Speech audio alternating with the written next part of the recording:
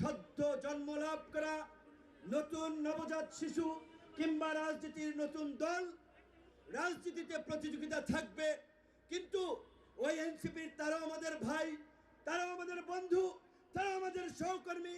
একটা বিষয় মনে রাখতে হবে, আওয়ামী লীগের আমলে আওয়ামী লীগ প্রথম দিকে জামাতকে ধ্বংস করার মিশন নিয়েছিল।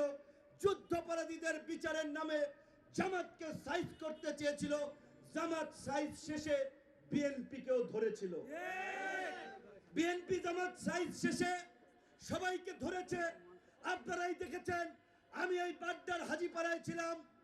এই শুধুমাত্র এই ফ্যাসিস্ট সরকারের বিরুদ্ধে কথা বলতে গিয়ে, আন্দোলন করতে গিয়ে কতবার লাঞ্ছিত হয়েছি, কতবার দুর্ঘটনার শিকার হয়েছি, কতবার রক্তাক্ত হয়েছি।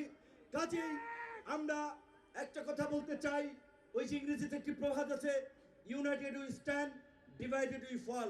আমরা যদি ঐক্যবদ্ধ থাকি তবেই আমাদের শক্তি, আমরা যদি বিভক্ত হই তবেই আমরা পরাজিত হব।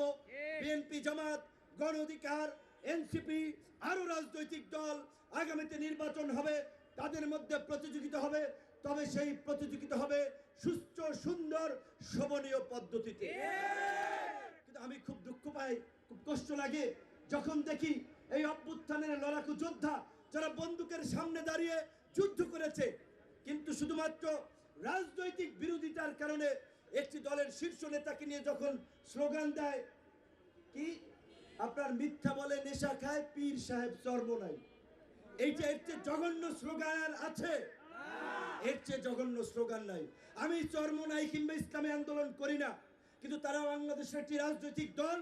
আমরা একটি দল হিসেবে যখন অন্য দলের সমালোচনা করব, যখন অন্য দলকে নিয়ে কথা বলবো, মাধুর্য সহকারে, সৌন্দর্য সহকারে, শোভন ভাষায় আমাদের কথা বলা উচিত। একই সাথে বিএনপি একটা বড় রাজনৈতিক দল। বিএনপির চেয়ারম্যান জনাব তারেক রহমান, বিএনপির অনেক নেতাকর্মীরা নির্যাতিত। এখন এই কথাটা বলতে আমি চাই না, কিন্তু তারপরে বলে বিভিন্নভাবে খাম্বা, আবার কি টিনের উপরে কাউয়া, তারেক রহমান ... এই সমস্ত কথাবার্তা বলে। তো এখন একটা দলের প্রধান, সেই দলের নেতা কর্মীদের কাছে তিনি আবেগের নাম, তাকে নিয়ে যদি এই ধরনের কদর্যপূর্ণ ভাষায় সমালোচনা করি, তাহলে কি আমাদের মধ্যে রাজনৈতিক সহাবস্থান থাকবে? তাই আমি সকল দলের নেতা কর্মীদের উদ্দেশ্যে বলতে চাই, রাজনৈতিক সমালোচনায় শোভন ভাষা ব্যবহার করুন। আজকে গোপালগঞ্জে এনসিপি আক্রান্ত হোক, সারা বাংলাদেশের যেখানে অন্য কোনো দলের লোকের আক্রান্ত হোক, আমরা যেভাবে অতীতেও মজলুমদের পাশে ছিলাম, আগামীর বাংলাদেশে আমরা যে কোনো দুর্বৃত্ত, অপশক্তির বিরুদ্ধে দাঁড়াবো। যারাই নির্যাতিত হবে আমরাই তাদের পাশে দাঁড়াবো।